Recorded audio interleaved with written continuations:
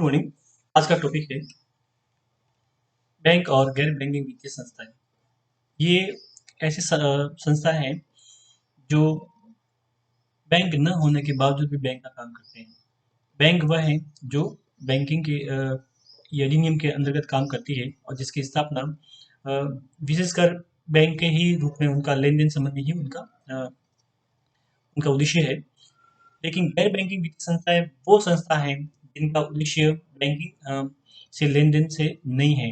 हाँ, हालाँकि वो हाँ, गैर बैंकिंग के रूप में काम करती हैं। जैसे अपन बात करते हैं एलआईसी, पोस्ट ऑफिस, ये बैंक नहीं है, फिर भी वित्त का लेन-देन करती है। मतलब गैर बैंकिंग जो बैंक नहीं है, फिर भी बैंक की तरह काम करती हैं। वो गैर बैंकिंग वित्तीय संस्थाएँ कहलाती हैं। इनका मूल उद्देश्य बैंक का नहीं होता।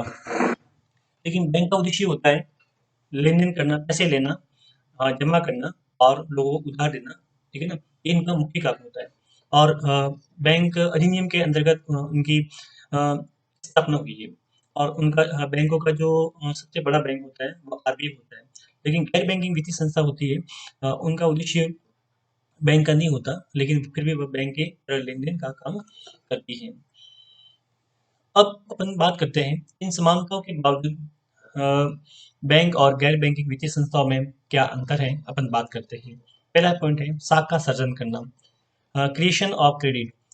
देश में मुद्रा की पूर्ति चलन में करेंसी और बैंक जमाओं से मिलकर बनती है। व्यापारिक बैंकों की जमाओं का एक बड़ा भाग मांग जमाओं का होता है और इनका एक बड़ा अंश बैंकों द्वारा स्वयं उनकी ऋण और विनियोग क्रियाओं से सज्जित होता है। व्यापारिक बैंक अपनी साख के कई गुना बढ़ाकर जमाओं को भी कई गुना बढ़ा देती हैं। यही कारण है कि व्यापारिक बैंकों को मुद्रा का निर्माता माना जाता है। इसके विपरीत गैर बैंकिंग वित्तीय संस्थाएं सामान्य जनता की बचतें प्राप्त करती है और विभिन्न उद्यमों को ऋण देती है, किंतु वे साख का निर्माण नहीं करते क्योंकि मांग जमाए नहीं रखते।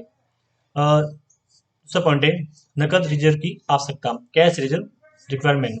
व्यापारिक बैंकों पर रिजर्व बैंक का नियंत्रण होता है। रिजर्व बैंक के अनुसार प्रत्येक व्यापारिक बैंक को एक निश्चित अनुपात में नकदी रिजर्व रखना अनिवार्य होता है, आवश्यक होता है, जबकि गैर बैंकिंग वित्तीय संस्थाओं को इस प्रकार का कोई बंधन नहीं है। प्रत्येक व्यापारिक बैंक को अपने चालू एवं स्थायी जमा का कुछ प्रतिशत नकद रूप में केंद्रीय बैंक के पास में रखना पड़ता है, जिस पर कोई ब्याज नहीं मिलता। इसके साथ ही व्यापारिक बैंकों को कुल अपनी जमाओं का कुछ भाग तरल रूप में रखना आवश्यक होता है। इसके विपरीत गैर बैंकिंग वित्तीय संस्थाओं पर इस प्रकार का कोई बंधन नहीं होता। विनियोग संरचना, इन्वेस्टमेंट स्ट्रक्चर। व्यापारिक बैंकों की विनियोग संरचना गैर बैंकिंग वित्तीय संस्थाओं से भिन्न होती है। सामान्यतः व्यापारिक बैंकों की विनियोग पूंजी बड़ी और विविधपूर्णता की होती है, जिनके आधार पर वे तरलता का निर्माण करते हैं।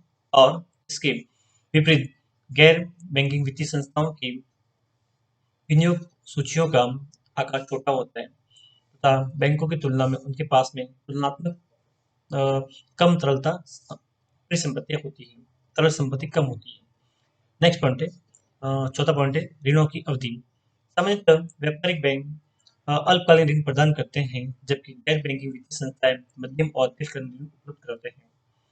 अपनी बात करते हैं जोखिम की बात करते हैं। व्यापारिक बैंकों को ऋण उपलब्ध कराते समय कुछ निश्चित नियमों का पालन करना पड़ता है।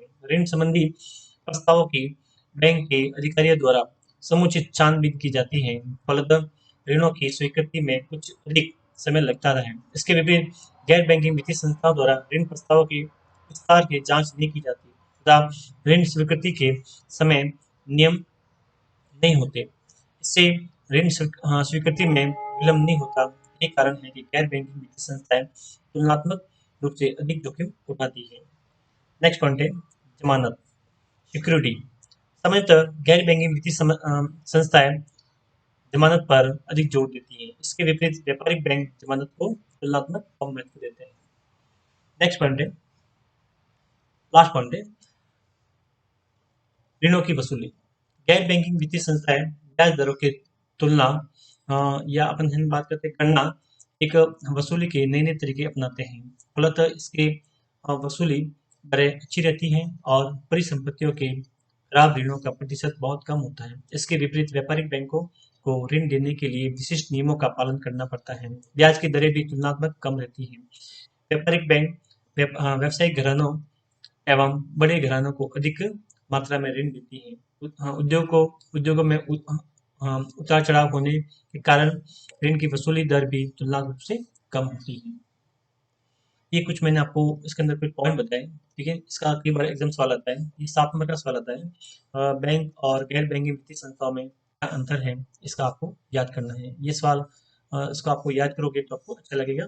और इसमें हाँ, ये है कि इसमें अंतर क्या है, बस ये आता है। इसमें आता है कि बैंक क्या है और इसमें गैर बैंकिंग वित्तीय संस्थाएं क्या है, ठीक है। मैंने आपको बताया बैंक वह है जो जो आरबीआई आरबीआई के रेगुलेशन के एक्ट के अंतर्गत बैंक की स्थापना हुई है। उनका मुख्य उद्देश्य बैंकिंग, ये इनका मुख्य ये उद्देश्य है। लेकिन गैर बैंकिंग वित्तीय संस्थाएं वित्तीय संस्था होती है जो जिनका उद्देश्य बैंकिंग का नहीं होता, फिर भी वह बैंक संबंधी लेन देन काम करती है, वो गैर बैंकिंग वित्तीय संस्थाएं कहलाती है। LIC है, पोस्ट ऑफिस है, इनका उद्देश्य बैंक का नहीं है, फिर भी ये बैंक संबंधी लेन देन का काम करती है।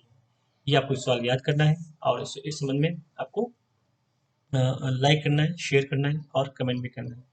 Thank you.